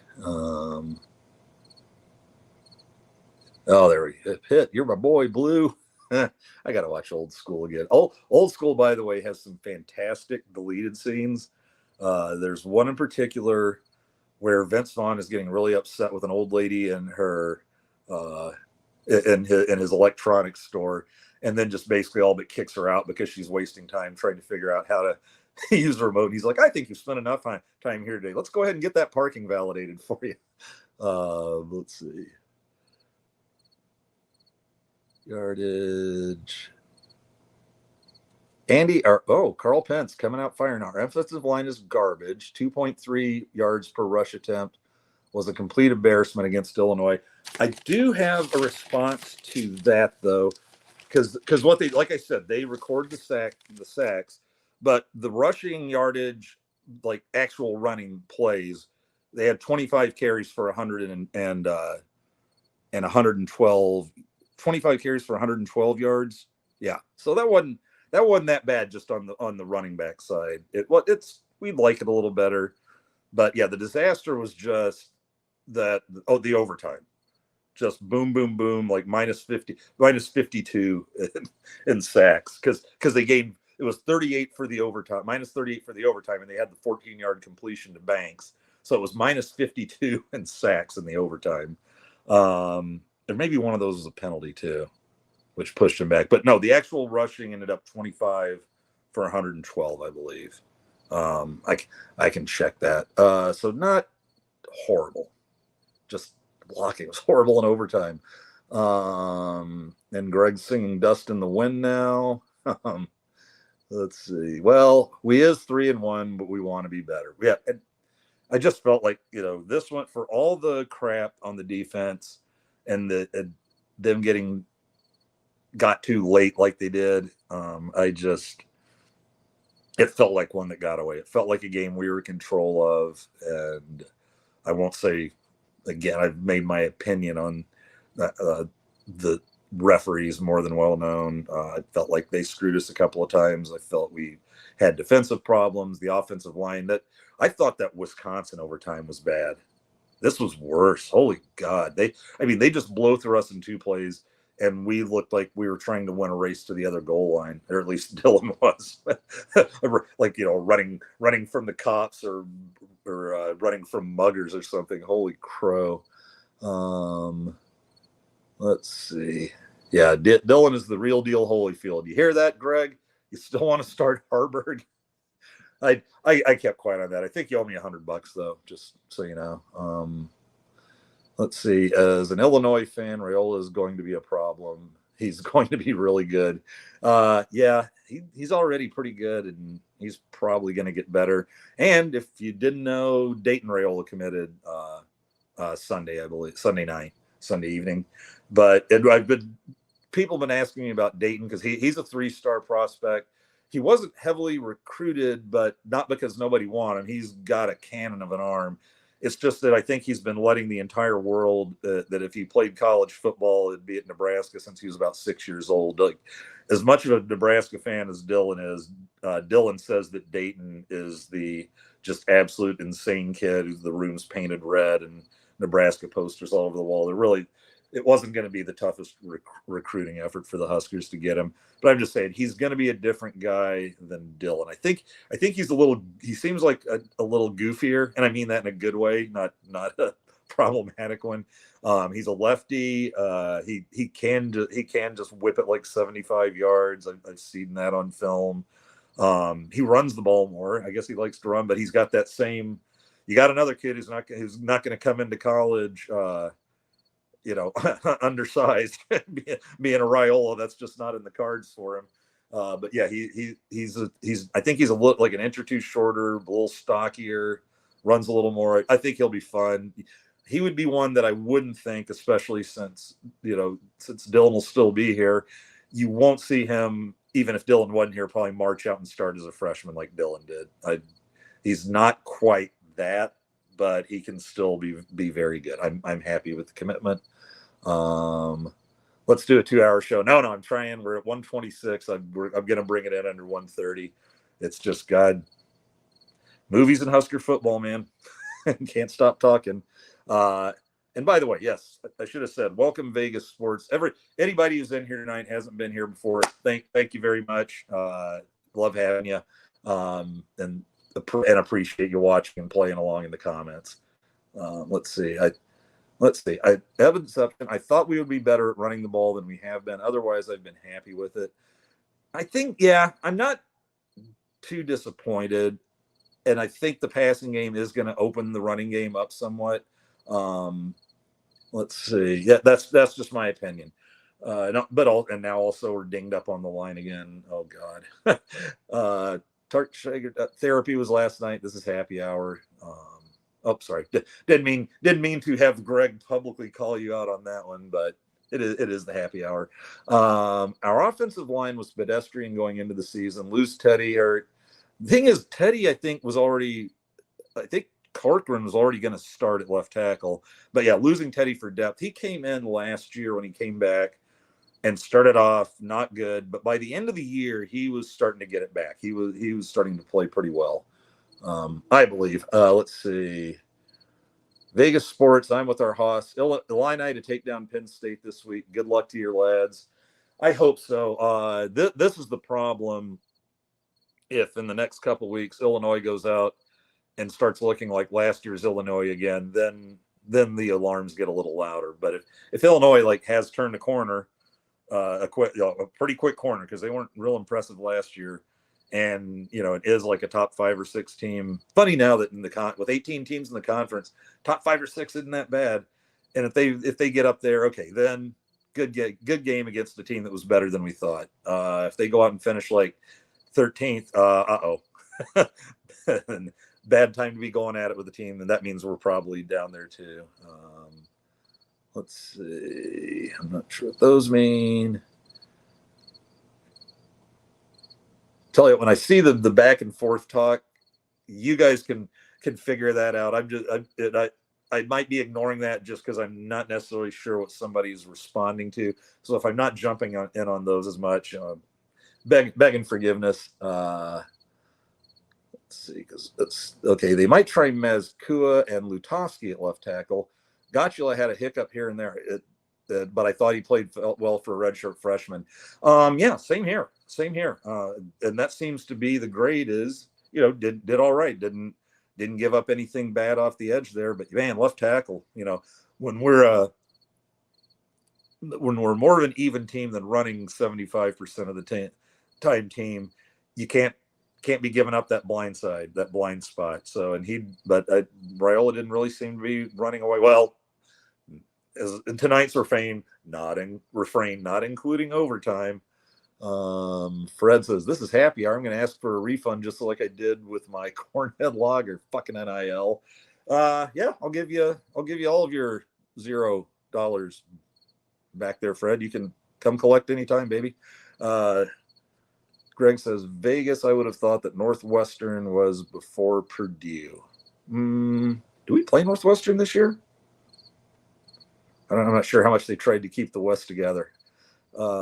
Many said good night. Still be listening. All right. Well, if you're listening, good night from sitting in. We love you commenting, and drive safely. Thanks for coming in. Really appreciate it. Don't let Mascua back on the field unless he commits to left tackle. Pitt Snipe Husker. Just kind of like the Billy Martin attitude there. And I read a writer once described Billy Martin when he was with the 74 Rangers managing them. It was such a bad team. They said he stayed away from his normal brand of managing, which was improvement through confrontation. and it didn't necessarily have to be a player. He treated the bars that way after about midnight. Let's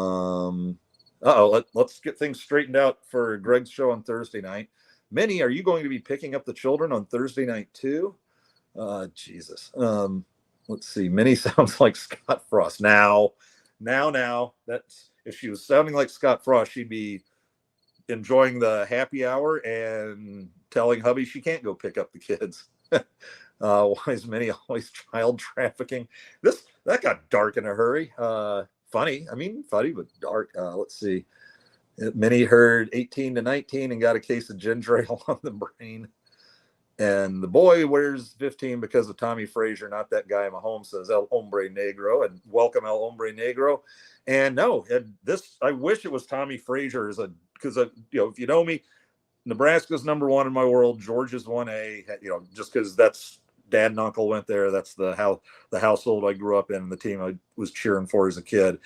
And this is what pains me is he said he actually wears 15 for Tim Tebow.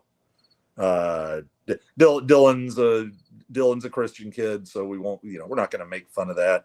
But I think that had something to do with the Tebow, if I remembered the article correctly. But I'm pretty sure it was neither Mahomes nor Tommy, but Tebow. He is aware that it was Tommy's number though, and it's not the reason, but he's very aware of it and very happy to have it. He had to get it from Malachi. I think he worked out a deal to get it from Malachi, who had it last year. Oh God, no splooshing talk, Fred.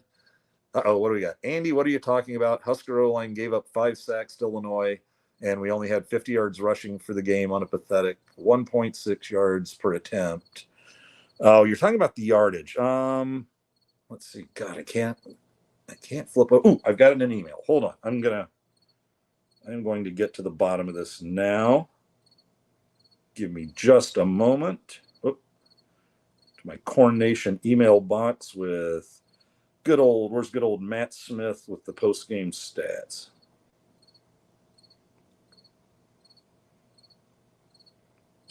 Keith Man. We love Matt Smith, by the way. He's with the Husker, media communications department. He is a huge help with me.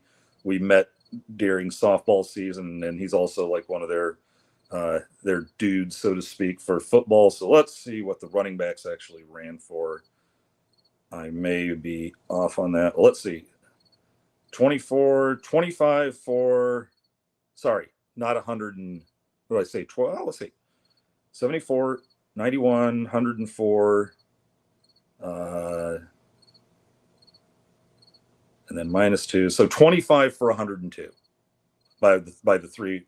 Well, the 2 running backs, and then Niower had 13 on a reverse, and then Dylan actually had a net gain of 3 on one real carry, but then he had 2 other small losses, and then he was negative 52. It was all on Dylan Raiola. So the running backs were 25 for 104. So I was off, but not completely off. It was over 4 yards a carry for the running backs. And that's the whole reason too. I've been saying not including overtime. Overtime, it was pathetic. That was all. Just about all of the losses were in overtime, except for I think one 9-yard sack in regulation. Um, if a player is taken out for an injury, they shouldn't be allowed to play till the next series. I'd be good with that. Because it's just one of those things that lets you know if your coach has ethics or not. And Bert has an ethics issue. Go see attempt to injure Taylor Martinez for one of our guys getting wrecked by a clean block. You can't punish really the faking of injuries, because then holy crap, they're going to tell guys they've got to sit out or penalty, or you can't make it a penalty. They're going to throw penalty flags, and the coaches are going to come up with doctors' reports. So it's one of those things where you just shouldn't do it, and some people can't resist. I remember Texas doing it to us when they came back and played when we had Taylor as a freshman, like after the 1 second left game, they were dropping all over the place whenever we were driving, and just to slow the rhythm. And it's one of those things, you don't do it, and if you do it, you're a piece of shit, but can't really do anything about it. Oh, here we go. Illinois Talk, Vegas Sports Gaming says Purdue is our bitter rival in football and basketball over Northwestern. Northwestern is our rival, but we don't hate them as much as Iowa, Wisconsin, and Purdue.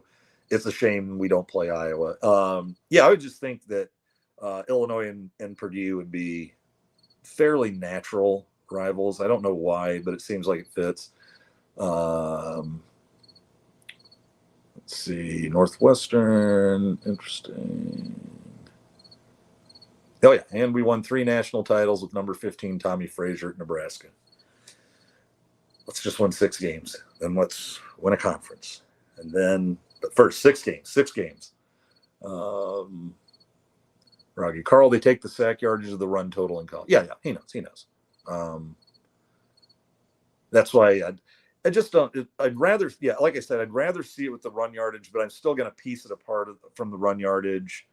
And because still a sack is the fault of the offensive line, but it's not a problem with their run blocking, which is what I'm looking for. So run blocking was all right. I just feel like we went to the air, like the deep stuff opened up and we went to the air more in the second half, because we really weren't getting shut down. We just weren't getting the ball. And like even though, one time we got stopped and missed a field goal, that we missed a wide open guy in the end zone. I'm just not ready to call the offensive line trash yet. I was hoping it would be better at this point.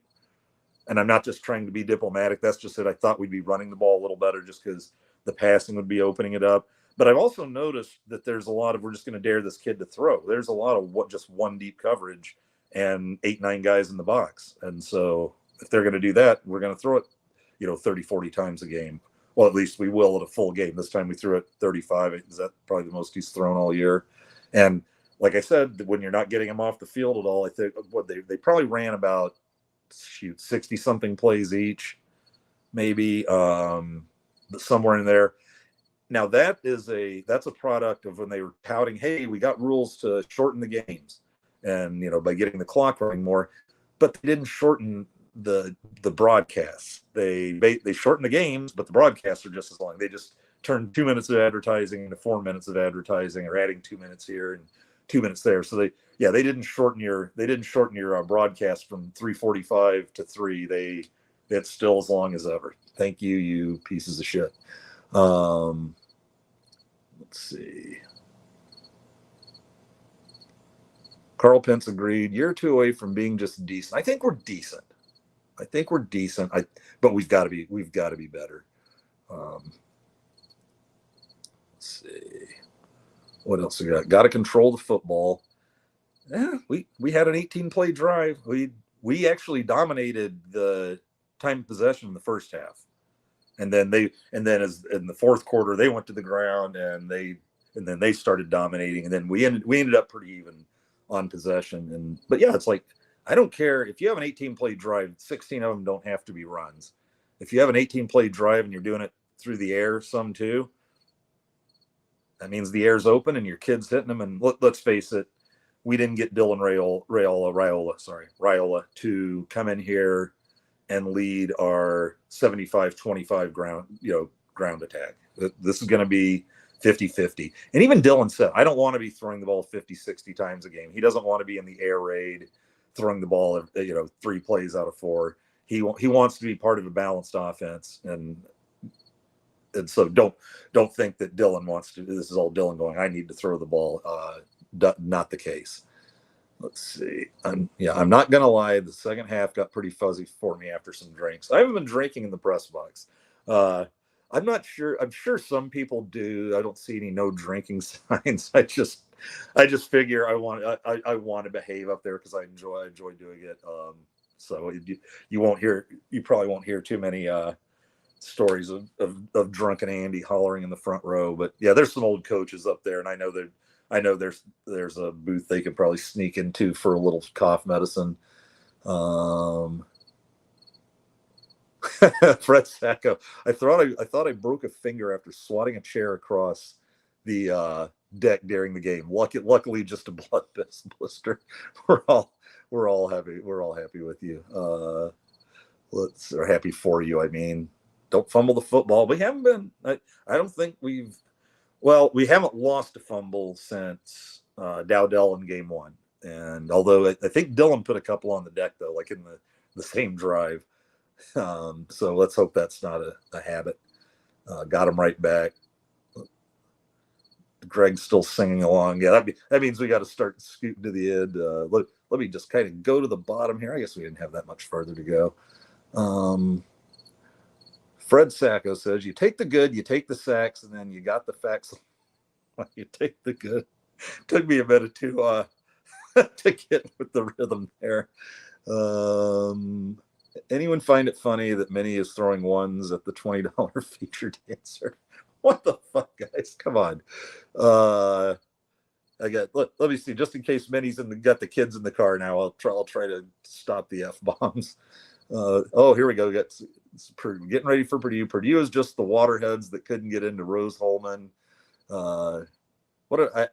Benny, I'm spinning down through here. We get the upside is I'm getting a lot of comments. The downside is I've just got to go flying by him sometime, or we'll be here for 2.5 hours.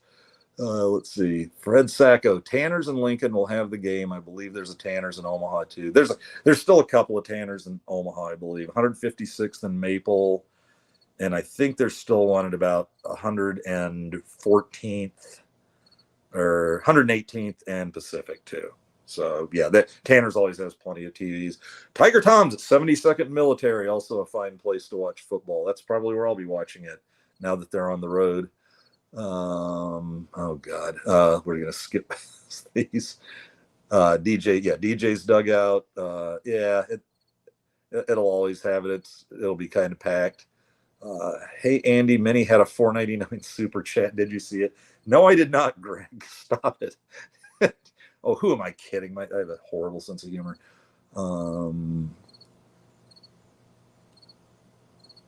Yep, we will. I will be having an occasional co-host. Funny you mentioned that.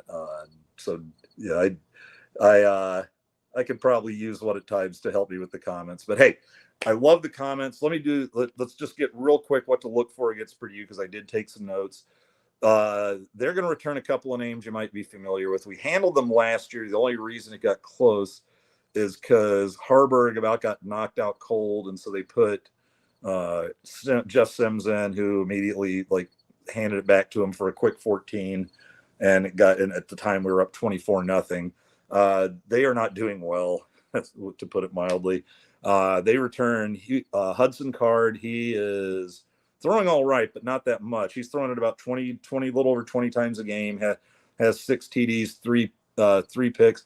Their running game is actually solid. Their top 2 runners average over 6 and over 7 yards a carry.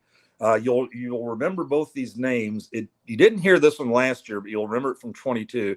You've got Devin Mockabee, I believe is how you say it, who carried it 30 times for 178 yards on us in 2022, when I think it was pretty much him in their running game, by extension him, led them to like a 43-37 victory over us, and took away a great night of Casey Thompson hitting, what's our little our little receiver with Tampa Bay, or did he move on to another team? Trey Palmer took away a big night from them. But yeah, he's there. He's running for just under 100 yards a game and averaging over 7 yards a carry.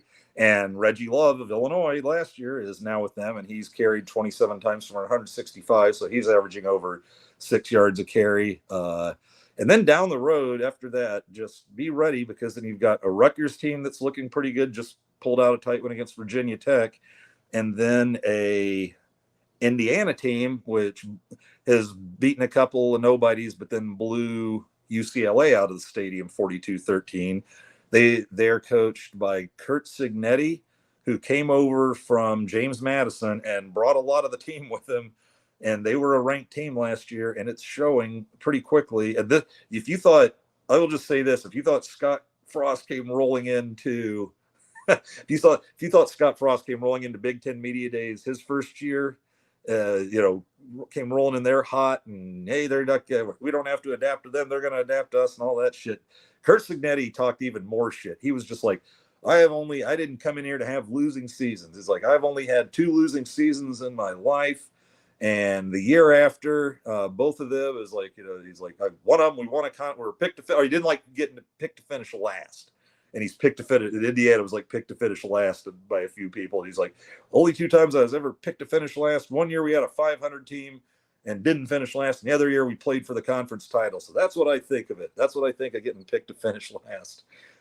So yeah, that's going to be 2 games that let us know if we fix things. I think we're going to go up and down the field on Purdue.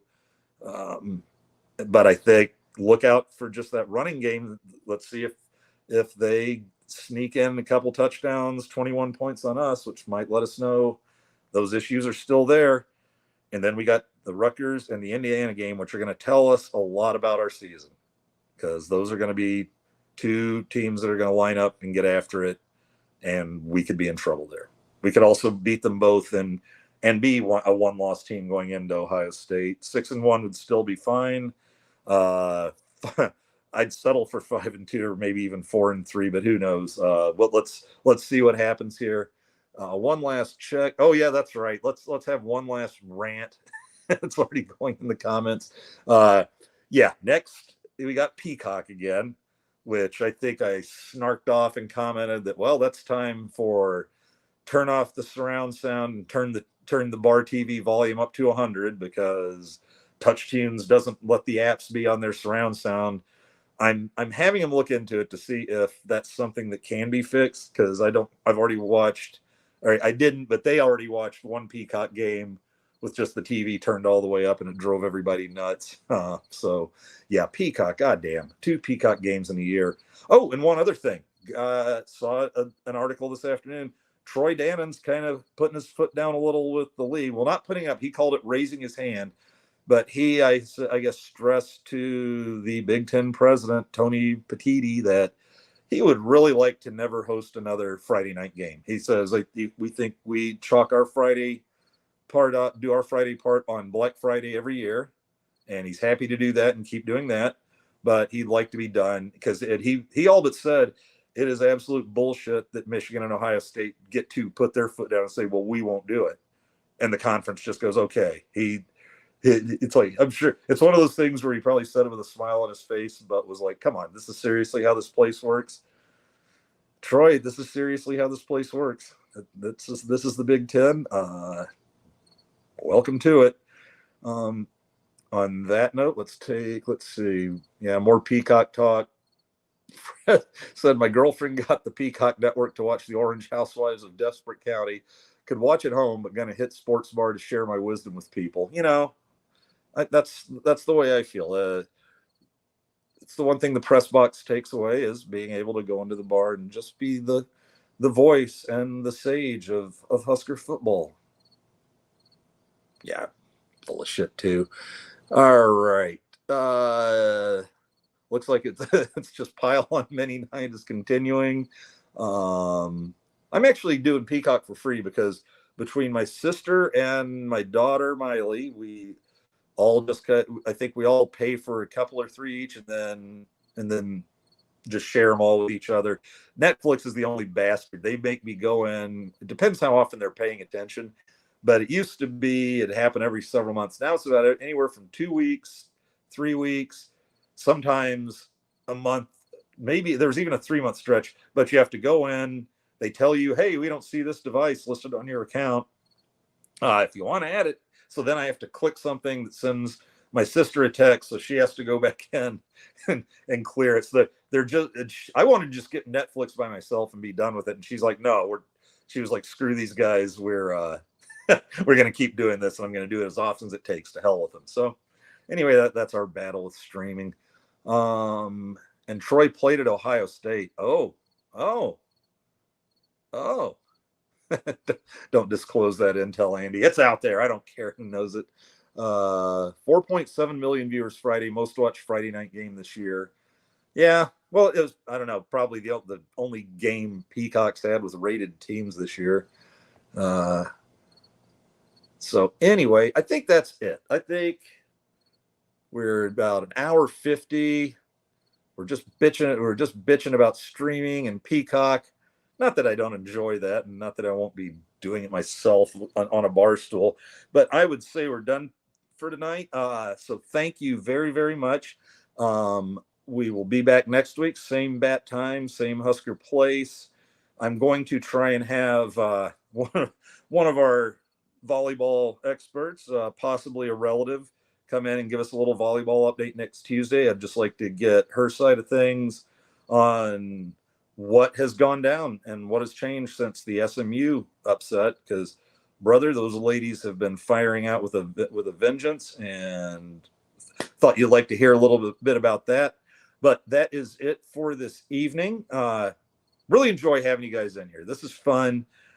A game like this needs a little venting. Appreciate the comments, and I'll try and follow the conversations next week. Minnie, she really, I don't know. It's just seeing her smiling face there, telling me, "Hey, you missed that," and I'm like, now I feel bad, and I don't want to feel bad when I'm done. I want to feel good. What kind of therapy is this? I thought therapy is supposed to make you feel better. Tin Cup. The last sports movie he did was Tin Cup, and I think I said my favorite scene in the movie, oddly, was his therapy session where Kevin Costner is just getting pissed off about everything, getting mad because it's like, hey, making me feel shitty. What kind of therapy is this? Or the famous line where she's like, I've only got 30 minutes. He's like, well, I don't. He goes, I don't need 30 minutes. Hell, I ain't that fucked up. So I ain't that fucked up either. Good night, everybody. We will see you later. And thank you so much. As always, see you next week. Adios. And as always, go Big Red. Next week will be better. And we'll have a fun next Tuesday describing how everything's fine again after we beat Purdue. Agreed? Cool.